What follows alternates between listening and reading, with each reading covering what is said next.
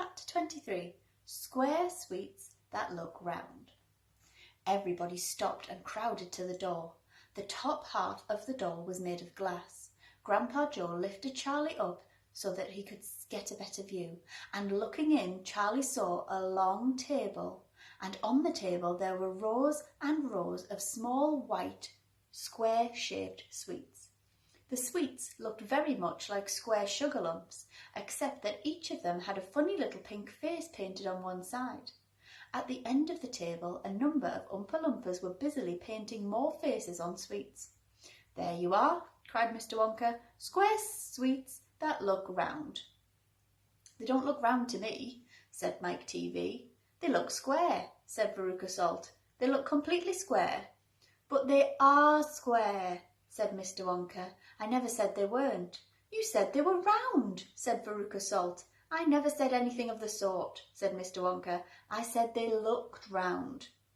"But they don't look round," said Veruca Salt. "They look square." "They look round," insisted Mr. Wonka. "They most certainly do not look round," cried Veruca Salt. "Veruca, darling," said Mrs. Salt, "pay no attention to Mr. Wonka. He's lying to you." "My dear old fish," said Mr. Wonka, "go and boil your head." "How dare you speak to me like that?" shouted Mrs. Salt. "Oh, do shut up," said Mr. Wonka. "Now watch this." He took a key from his pocket and unlocked the door and flung it open. And suddenly, at the sound of the door opening, all the rows of little square sweets looked quickly round to see who was coming in. The tiny faces actually turned towards the door and stared at Mr. Wonka. "There you are," he cried triumphantly. "They're looking round. There's no argument about it. They are square sweets that look round." "By golly, he's right," said Grandpa Joe.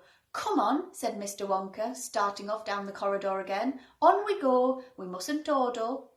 "Butterscotch and butter gin," it said on the next door they passed. "Now that sounds a bit more interesting," said Mr. Salt, Veruca's father. "Glorious stuff," said Mr. Wonka. "The Oompa Loompas all adore it. It makes them tiddly. Listen, you can hear them in there now, whooping it up." Shrieks of laughter and snatches of singing could be heard coming from the closed door.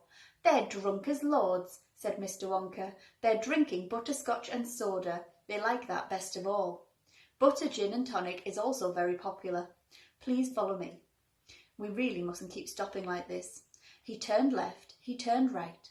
They came to a long flight of stairs. Mr. Wonka slid down the banisters, and the three children did the same.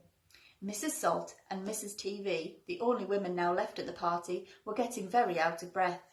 Mrs. Salt was a great fat creature with short legs, and she was blowing like a rhinoceros. "This way," cried Mr. Wonka, turning left at the bottom of the stairs. "Go slower," panted Mrs. Salt. "Impossible," said Mr. Wonka. "We should never get there in time if I did."